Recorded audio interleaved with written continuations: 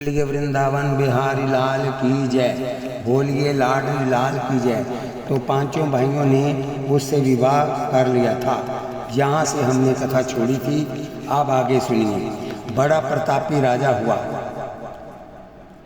हे राजन, उसी के पुत्र धृष्टद्युम्न ने महाभारत में गुरु द्रोणाचार्य के सिर को काट लिया था तथा अजमीर के वंश में बृहद्रथ नाम का एक बड़ा प्रतापी राजा हुआ, जिसके पुत्र का नाम जरासंध था। वह इतना बलवान था कि कोई उसको युद्ध में जीत नहीं सकता था, किंतु भगवान श्री कृष्णचंद्र जी ने कृपा से उसको आपके दादा भीमसेन ने मल्ल युद्ध में मार दिया। उसी के सहदेव नाम का पुत्र हुआ, जिसके वंश में देवापी नाम का बड़ा प्रतापी और धर्मात्मा राजा हुआ। ही परीक्षक, वह राजा देवापी अब तक वन में भगवान की तपस्या कर रहा है। अब हम आपके सामने राजा शांतनु के वंश की कथा कहते हैं। उसने उनके गंगा नाम की स्त्री से भीष्म पितामह बड़े धर्मात्मा और बलि पुत्र उत्पन्न होकर जन्म अविवाहित रहे। उसके बराबर धनुर्विद्या में कोई नहीं था। एक बार तो उन्होंने युद्ध में अपने गुरु परशुराम जी के भी छक्के छुड़ा दिए थे। इतना ही नहीं, स्वयंवर में देश देशांतर के राजाओं के उपस्थित होने पर भी काशी नरेश की अम्बा, अंबिका और अम्बालिका नामक 3 कन्याएं जीत कर ले आए थे। हे राजन, उसमें से अम्बालिका और अंबिका का तो अपनी मौसी सत्यावती के पुत्र विचित्र वीर्य को भीष्म पितामह ने विवाह दिया, किंतु अम्बा उन्हीं के प्रेम में मर गई। राजा शांतनु के सत्यावती स्त्री से चित्रांगन और विचित्रवीर्य को 2 पुत्र उत्पन्न हुए, चित्रांगन को उसी के नामधारी गंधर्व ने वन में मार दिया था और विचित्र वीर्या क्षय का रोगी होने से घर पर ही मर गया। इसलिए संतान न होने पर सत्यावती ने अपने पुत्र वेद व्यास को बुलवाया और कहने लगी, हे तात, वंश की वृद्धि का कोई उपाय करो। तब वेद व्यास जी ने कहा, हे माता, यदि विचित्र वीर्या की स्त्री मेरे सामने से नंगी होकर निकल जावे तो मैं उनसे दृष्टि द्वारा परमेश्वर की कृपा से सृष्टि उत्पन्न कर सकता हूँ। इसके बाद जब अपनी सासू की आज्ञा से अंबिका नंगी होकर वेद व्यास जी के आगे से निकली तो उसने अपने केश लज्जा से आंखों पर गिरा लिए। इससे धृतराष्ट्र नाम का अंधा पुत्र उत्पन्न हुआ तथा अंबिका अपने शरीर पर पट्टी लपेट कर निकली, इसलिए उसके पांडु रोगी पांडु हुआ। किंतु बिरला नाम की उसकी दासी जब प्रसन्न होती हुई उनके सामने से निकल गई तो उसके विदुर नामक पुत्र राजनित्या और बड़ा भक्त उत्पन्न हुआ।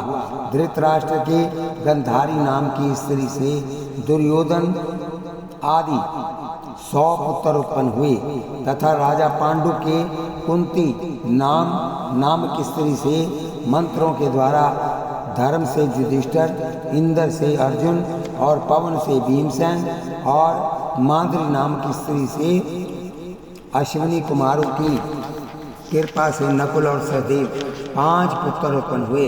यद्यपि द्रौपदी के 5 पुत्रों को अश्वत्थामा ने मार दिया था, किंतु युधिष्ठिर के पौरवी नामक स्त्री से देवक भीमसेन के हिडम्बा से घटोत्कच, सहदेव के सहोत्रा से विजय, नकुल के कर्णमति से निर्मित और अर्जुन के सुभद्रा नामक स्त्री जो कि भगवान श्री कृष्ण जी की बहन थी, आपका पिता अभिमन्यु नाम करके बड़ा प्रतापी पुत्र उत्पन्न हुआ। यद्यपि ये सब भी महाभारत में सुरपुर चले गए। किंतु भगवान श्री कृष्णचंद्र ने अपनी सुदर्शन की सहायता से आपको गर्भ में बचा लिया। अभिमन्यु के सिवा तुम्हारे दादा अर्जुन के आलोया नाम की राजकन्या से बब्रू वाहन और एरावत नाम के 2 और बड़े प्रतापी पुत्र हो चुके हैं। ये राजा परीक्षित, आपके जन्मेजय आदि जो 4 पुत्र हैं उसमें जन्मेजय बड़ा प्रतापी राजा होगा और आपको तक्षक सर्प के काट जाने पर वह बड़ा भारी यज्ञ कर सर्प जाति से बदला लेगा। उसके पुण्य और तेज के प्रताप से उसका यश भूमंडल पर फैल जाएगा। हे राजन, आपके मरने के उपरांत 25 पीढ़ी हस्तिनापुर में आपका राज्य रहेगा। इसके बाद हस्तिनापुर जमुना जी में डूबकर नष्ट भ्रष्ट हो जाएगी। इतनी कथा सुनाकर शुकदेव जी बोले, हे राजन, राजा पूर्व के वंश का वर्णन संक्षेप से आपको सुना दिया है। अब आपके सामने राजा जदु के वंश का वर्णन करूंगा। पूर्व वंश की कथा जो सुनेगा या कहेगा उसको किसी प्रकार का कष्ट नहीं रहेगा। राजा जदु के वंश का वर्णन। शुकदेव जी कहने लगे, हे राजन, जिस कुल में भगवान श्री कृष्णचंद्र जी उत्पन्न हुए थे, अब हम उस जदुवंश का वर्णन आपके सामने करते हैं, जिसके कहने सुनने में से प्राणी अर्थ धर्म काम और मोक्ष चारों पदार्थों को पाकर जीवन मरण के बंधनों से सदा के लिए छूट जाता है। सो ध्यान लगाकर सुनने का कष्ट कीजिए, क्योंकि बिना चित्त लगाए कथा सुनने से उसका फल निष्फल हो जाया करता है। राजा जयाति, जिसका वर्णन पहले किया जा चुका है, एक बड़ा प्रतापी राजा हुआ। उसके देवजानी स्त्री से यदु नाम का पुत्र उत्पन्न हुआ था, जिसके वंश में कई पीढ़ी उपरांत राजा सहस्त्रार्जुन, जिसको परशुराम ने मार दिया था, बड़ा प्रतापी और तेजस्वी पुत्र उत्पन्न हुआ। यद्यपि उसके सारे पुत्र अपनी जान में परशुराम जी ने मार दिए थे, परंतु फिर भी जयध्वज के तालजंग नाम का बड़ा प्रतापी राजा हुआ। हे राजन, उन्हीं के वंश में राजा मधु और उनका पुत्र वृष्टि बड़े प्रतापी राजा हुए। इसलिए जदुवंशियों को मधुवंशी और मधुवंश तथा श्री कृष्णचंद्र को माधव और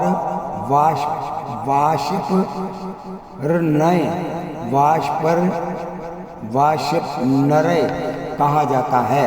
राजा वृष्टि के शिशुविद नाम का बड़ा धर्मात्मा राजा हुआ और उन्हीं के कई पुत्रों में से पुरुजीत, जामंग नामक 2 बड़े प्रसिद्ध और प्रतापी राजा हुए।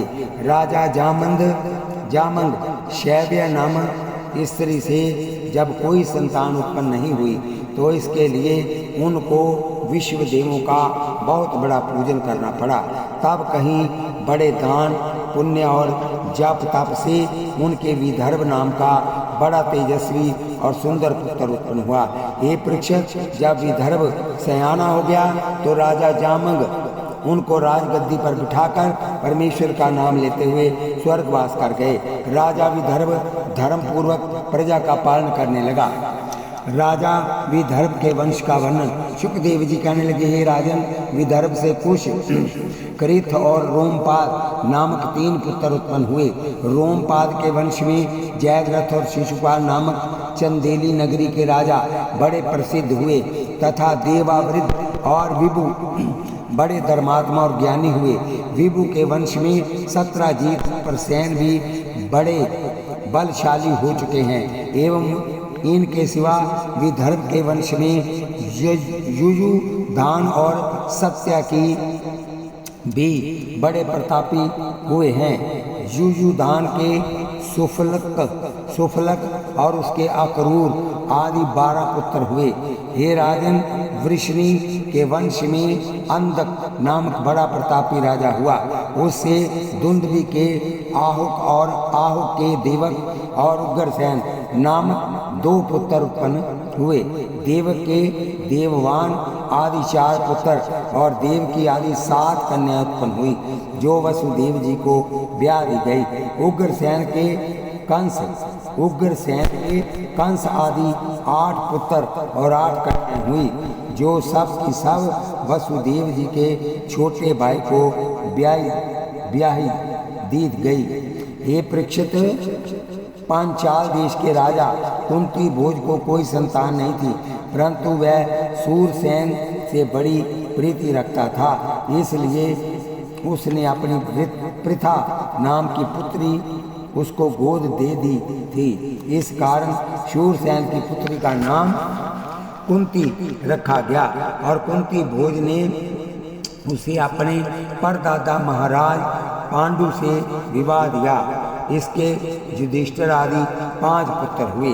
हे राजन, बालकपन में कुंती ने अपनी सेवा से दुर्वासा ऋषि को बड़ा प्रसन्न किया था, इसलिए उन्होंने आपकी परदादी कुंती को देवाहुत नाम का मंत्र सिद्ध करा दिया था। एक दिन का वृत्तांत है कि सरस्वती नदी के किनारे कुंती स्नान कर रही थी, तो उसने मंत्र की परीक्षा के लिए सूर्य भगवान का आह्वान किया। इसलिए भगवान भास्कर की कृपा से कर्ण नाम का तेजस्वी पुत्र उत्पन्न हुआ। ये वही दानी और वीर कर्ण है था जिसको युद्ध में आपके दादा अर्जुन ने मारा। हे राजन, वसुदेव जी की बहन पृथा की कथा सुनाकर अब हम आपको उनकी अन्य 4 बहनों की कथा सुनाते हैं। उनकी दूसरी बहन सत्या देवी का विवाह कारुष देश के राजा धर्म से हुआ था, जिसके दंतवक्र आदि पुत्रों ने जन्म लिया। तीसरी बहन शत्रुति कीर्ति जो दृष्ट केतु को ब्याह दी गई थी, उसके शत्रवन आदि पुत्र उत्पन्न हुए। चौथी राजदेवी नामक अवंतीपुर में के राजा जयसेन को और 5वीं बहन श्रुति श्रवा चंदेली के राजा दामघोष को विवाह दी गई थी। हे राजन, शिशुपाल नाम का प्रतापी पुत्र जो भगवान श्री कृष्ण द्वारा युधिष्ठिर के यज्ञ में मारा गया था, चंदेली के राजा दमघोष के जहाँ उत्पन्न हुआ था। वसुदेव जी की स्त्री देवकी जो भगवान श्री कृष्णचंद्र आदि 8 पुत्र और सुभद्रा नाम की कन्या हुई। अब हम द्रौपदी के स्वयंवर की कथा सुनाते हैं। अर्जुन ने मत्स्य बींद कर द्रौपदी को जीत लिया। जब घर आए तो माता से कहा कि आज हम एक अपूर्व वस्तु लाए हैं। माता ने बिना ये जाने कि ये वह क्या वस्तु है कहा, आपस में 5 भाई बांट लो। माता की आज्ञा पाकर युधिष्ठिर आदि 5 भाइयों ने उससे विवाह कर लिया। जब ये समाचार राजा द्रुपद को मालूम हुआ तो वेद व्यास जी से पूछा, हे मुनीश्वर, मेरी पुत्री द्रौपदी को अर्जुन ने स्वयंवर में जीता था, इसलिए वह उसी को ब्याही जानी थी, ना कि 5 भाइयों को। इसका क्या कार्य है?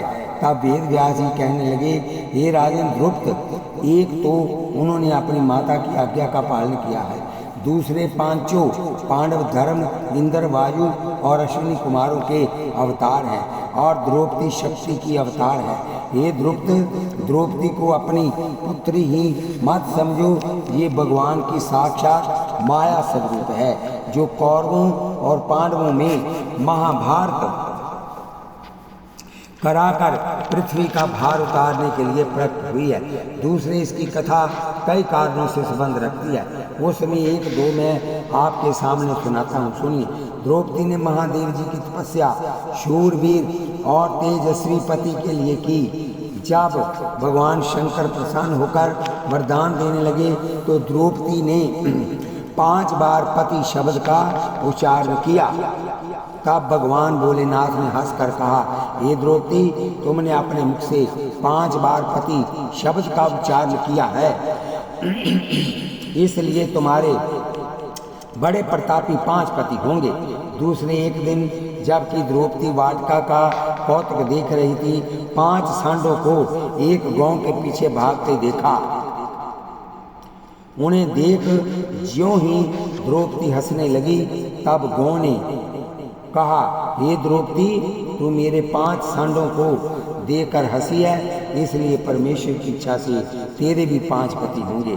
इतनी कथा सुनाकर सुखदेव जी कहने लगे, हे परीक्षित, द्रौपदी के 5 पति होने के उपरोक्त कारण है उसमें संशय नहीं करना चाहिए।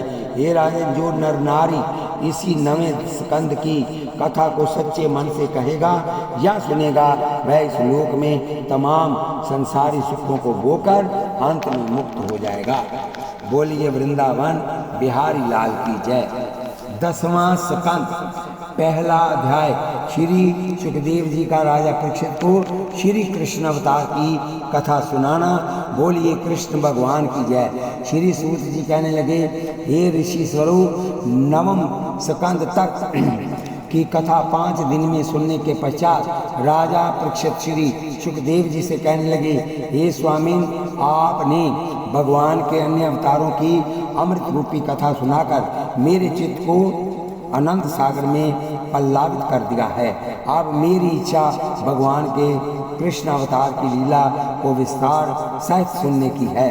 सो कृपा कर उसका भली भांति वर्णन कीजिए, क्योंकि उनकी कथा व लीला सुनने से मनुष्य संसारी दुखों से छूटकर भव सागर पार हो जाता है।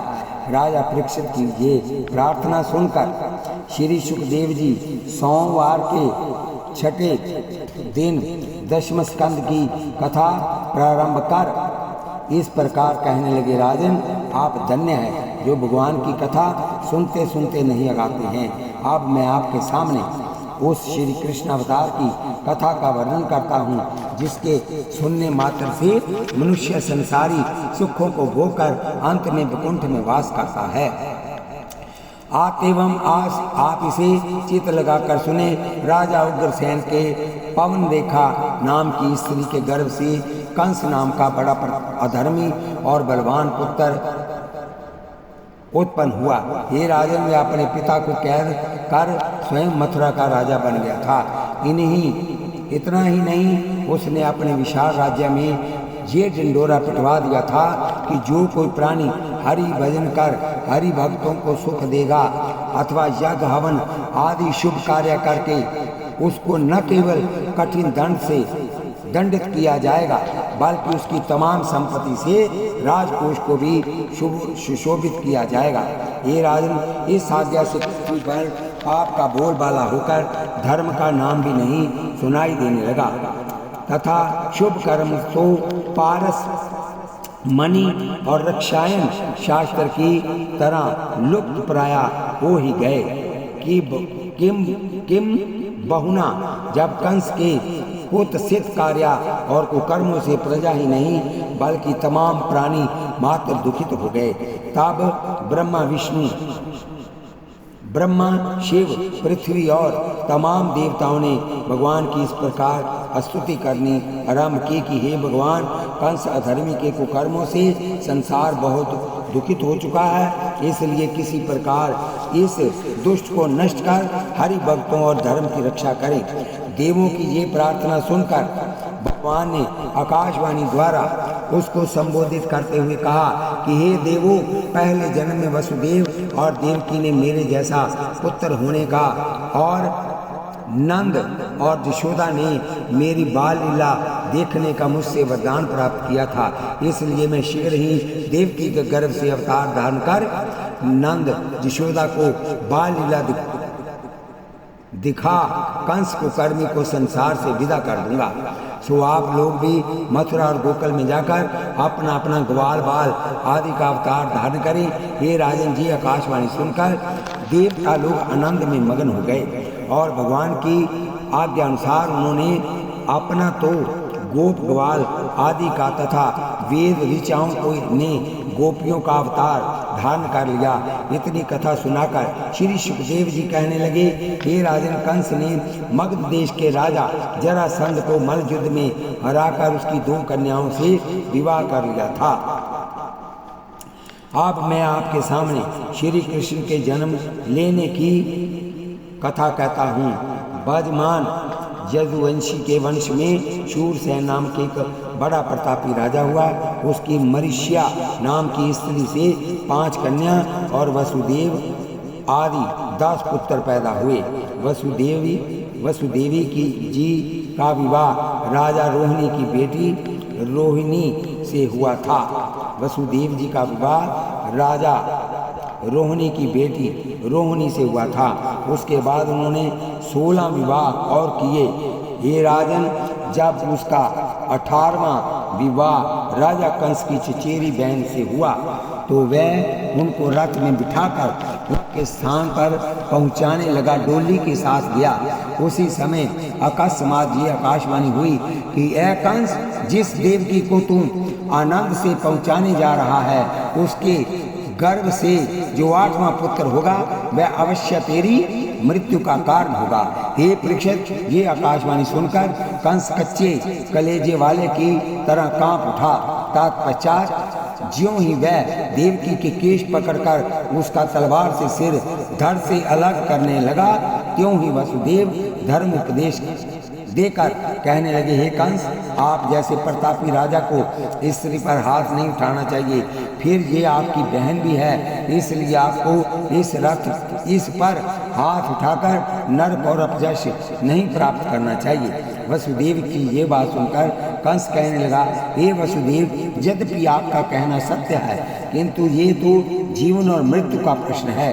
सो आत्मानम सततमम रसे रपी धन रपी, इस कहावत से जहाँ जीवन का प्रश्न हो वहाँ धर्म अधर्म की परवाह नहीं करनी चाहिए। इसलिए देवकी को मारकर अपनी मृत्यु के भय से मैं सदा के लिए मुक्त हो जाऊंगा।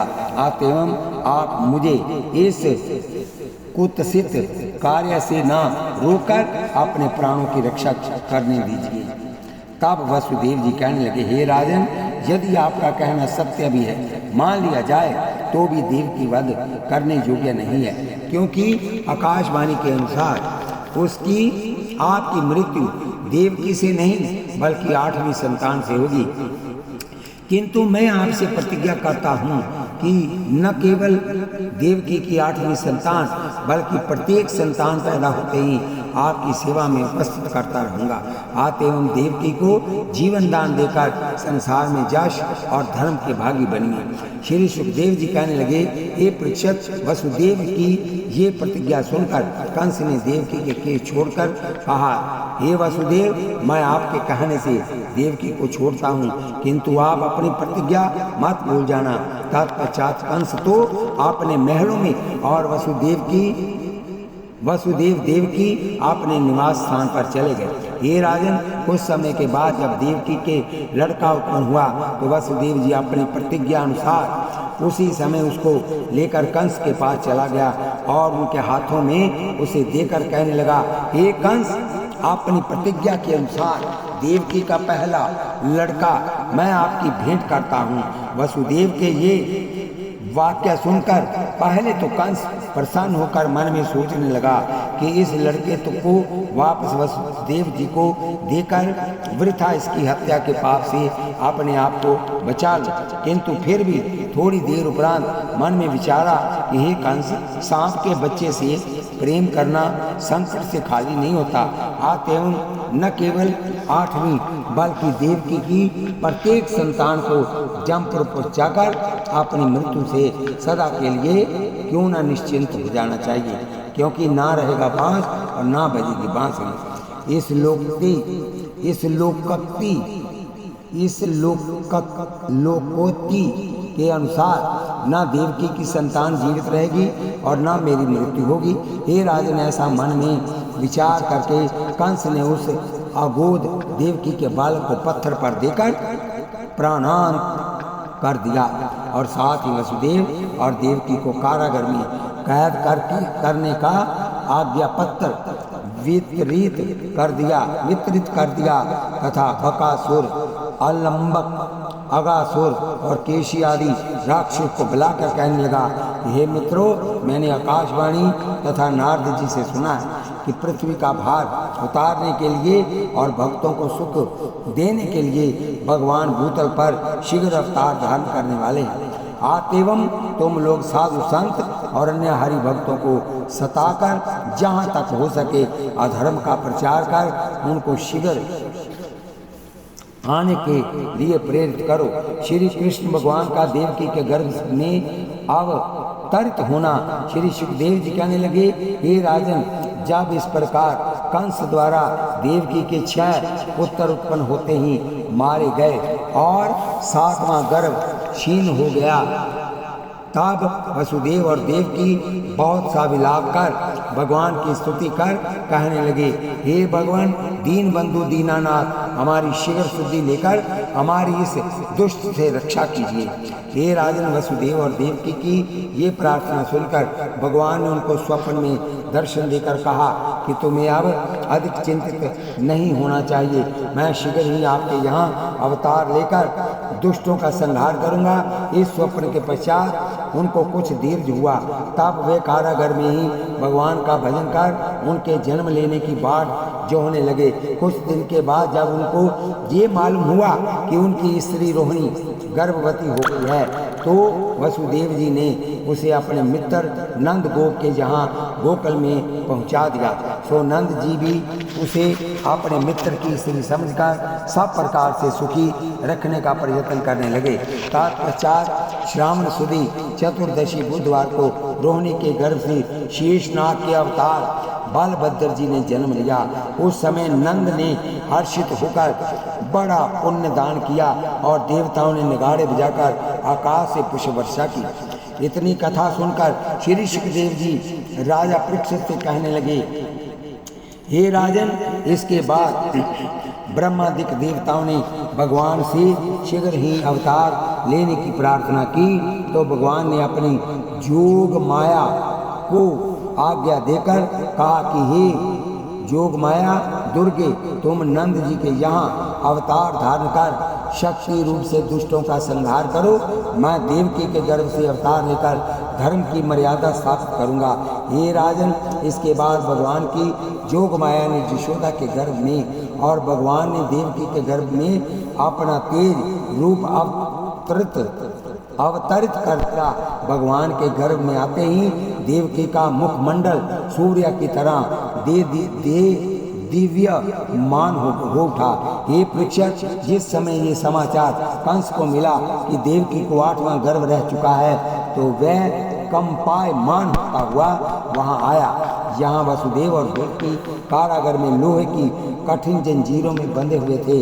जिस समय उनके देवकी तेजस्वी मुखमंडल को देखा, उसी समय उनको ऐसा लगने लगा मानो आकाशवाणी अभी सत्य होने वाली है, अर्थात ये देवकी के गर्भ तुझे अभी प्राणांत करने वाला है। किंतु थोड़ी देर बाद जब उसको चेत हुआ, तो वह सोचने लगा कि देवकी को इसी समय क्यों न मारकर चिंताओं से मुक्त हो जाना चाहिए। परंतु फिर सोच विचार कर मन में कहने लगा कि मुझ जैसे विजयी योद्धा को इस प्रकार कायरता नहीं करना दिखानी चाहिए, बल्कि देवकी की हत्या न कर इसकी संतान को सूरपुर भेजना चाहिए। ये सोच उसने पर बल प्रवीण पहरेदार को पूरी तरह चेतावनी देते हुए कहा कि हे वीरों, जब तक देवकी को ये संतान न हो, तब तक तुम्हें पूरी निगरानी रखकर 8 पहर सजग पहरा देना चाहिए।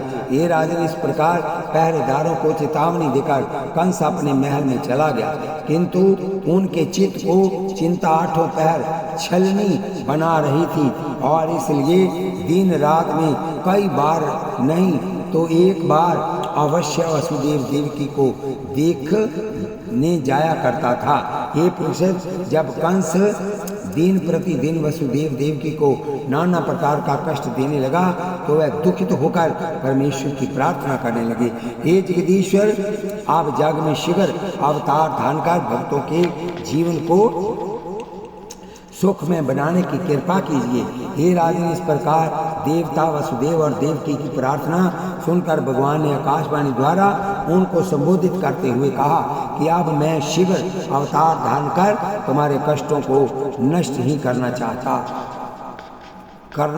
हूँ।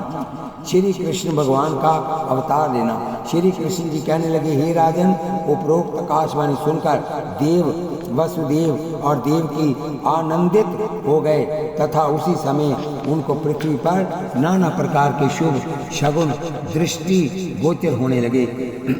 हे परीक्षक, जिस समय भगवान कृष्ण ने भादवा बदी अष्टमी बुधवार रोहिणी नक्षत्र को आधी रात के समय जन्म लिया। उस समय इंद्र मेष सेना लेकर पुष्पों के सहित अमृत वर्षा ही नहीं कर रहा था, बल्कि आनंद में विभोर होकर अन्य देवों के साथ नगाड़ों पर दनादन डंके लगा रहा था।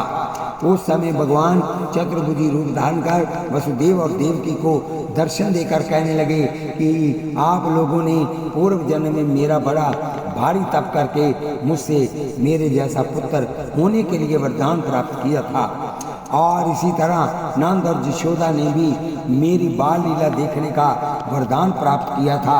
यद्यपि तुम्हें पूर्व जन्म का स्मरण नहीं है, परंतु मैं अपने भक्तों का ध्यान जन्म जन्मांतरों में भी नहीं भुलाता हूँ। अतः तुम मुझको इसी समय नंद यशोदा के घर पहुँचा आओ, और मैं तुमको वहाँ यशोदा के गर्भ से उत्पन्न हुई मेरी जोग माया रूपी कन्या मिलेगी। सो यशोदा के पास मुझे सुलाकर उसे अपने यहाँ ले आओ। पहरेदार वर्षा और कारागर की बात सो वह भी मेरी कृपा से सब ठीक हो जाएगी। भगवान के मुख से ये वाक्य सुनकर वसुदेव और देवकी को अपने पहले जन्म का स्मरण हो आया। सो वह अपनी सब शुद्ध बुद्ध भूलकर तन में हो भगवान की स्तुति कर कहने लगे, हे भगवान, आप अजन्मा अजर अमर अखंड निराकार निर्विकार और संसारेश्वर हैं। संसार के समस्त प्राणी आपके ही प्रकाश से प्रकाशित है। जिस समय पृथ्वी पर दुष्टों द्वारा धर्म का नाश होकर पाप का बोलबाला होता है, उस समय आप अपना सगुण अवतार धारण कर दुष्टों को नष्ट कर धर्म की मर्यादा की स्थापना करते हैं। हे राजन, जब भगवान ने इस प्रकार वसुदेव देवकी को ब्रह्म ज्ञान के समुद्र में गोते लगाते हुए देखा, तो आप अपना चतुर्भुज रूप त्याग बालक रूप हो रोने लगे और वसुदेव और देवकी पर अपनी ऐसी माया पर सारित की कि उन्हें वह सब बातें स्वप्न सी जान पड़ी। जब उन्हें कुछ चेत हुआ तो वह सोचने लगे कि आपको कर्मी कंस से हमारे इस कलेजे की ओर की किसी प्रकार रक्षा की जाए। हे परीक्षित, वह उस समय ऐसा सोच ही रहे थे कि उन्होंने बिजली के प्रकाश में देखा कि सब पहरेदार अचेत होकर खुराटे ले रहे हैं और उनकी बेड़ी हथकड़ियों के साथ कारागर के द्वार कपाट खुले पड़े हैं। हे राजन, ये सब कुछ भगवान की लीला देखकर वसुदेव और देवकी की प्रसन्नता का कोई ठिकाना न रहा। तब उसी क्षण वसुदेव ने कृष्ण भगवान को एक कपड़े में लपेट छाछ के सहित अपने सिर पर रख लिया और सीधा गोकुल का रास्ता ले लिया। उस समय शेष भगवान ने अपने शरीर की सड़क बना अपने फणों का छाता भगवान कृष्ण पर इसलिए कर दिया कि कहीं वसुदेव जी के पैर में कांटे और कृष्णचंद्र जी के शरीर पर मेघ की बूंदे न लग जावें। हे राजन, जिस समय वसुदेव जमुना के किनारे पहुँचे, उस समय वह कलोल शब्द करती हुई शीघ्रता से बह रही थी। चढ़ी हुई जमुना को देखकर वसुदेव जी एक बार हिचकिचाए, परंतु पुत्र स्नेह वश वह उसी क्षण जमुना में प्रवेश कर गए। भगवान श्री कृष्ण को देखकर भगवती जमुना ज्यों ही उनके चरण कमलों को छूने के लिए ऊपर उठी, त्यों ही वसुदेव जी ने उनके भाव को न जानकर जितना भी उनसे हो सकता था श्री कृष्णचंद्र को अपने हाथों पर ऊंचा उठा लिया। किंतु जब भगवान ने जमुना को ऊपर उठती हुई और वसुदेव जी को डूबते हुए देखा, तब अपने पैर को नीचे लटकाकर जमुना जी से छुआ दिया। हे राजन, भगवान कृष्ण के कमल चंद छूते ही जमुना जी का जल शीघ्र ही घुटने के बराबर हो गया और इसके बाद वसुदेव जी आनंद से उनके पार हो गोकुल पहुंच गए। गोकुल पहुंच गए। जिस समय वह गोकुल में पहुंचे उस समय भगवान की कृपा से नंद के द्वार खुले हुए थे और पहरेदार सोए हुए थे। ये देखकर वह तुरंत उसके घर में घुस गए और यशोदा के पास कृष्ण को सुलाकर उसकी उत्पन्न हुई कन्या को शीघ्र उठा उसी क्षण बाहर आ गए। तत्पश्चात संतोष की सांस लेकर वसुदेव जी वापस मथुरा की ओर लौट चले। इतनी कथा सुनाकर सुखदेव जी कहने लगे, हे राजन, जब श्री कृष्ण जी को लेकर वसुदेव गोकुल की ओर चले गए तब उनको बहुत देर लगते हुए जानकर देवकी नाना प्रकार की मन में कल्पना कर दुखित हो रही थी। हे परीक्षित, जिस समय देवकी बैठी हुई मन में सोच रही थी उसी समय वसुदेव जी ने उनकी गोद में कन्या देकर मार्ग का सारा वृत्तांत सुनाया, जिसे सुनकर देवकी के आनंद का कोई ठिकाना न रहा। बोलिए वृंदावन बिहारी लाल की जय। कन्या रूपी जोग माया का कंस के हाथ से छूटकर अष्टभुजी रूप धारण कर जोग माया बन जाना। बोलिए वृंदावन बिहारी लाल की जय। बोलिए लाडली लाल की जय। कथा को हम यहीं पर विश्राम देते हैं और आगे कथा फिर होगी। बोलिए वृंदावन बिहारी लाल की जय। आप लोग इस कथा को सब्सक्राइब, शेयर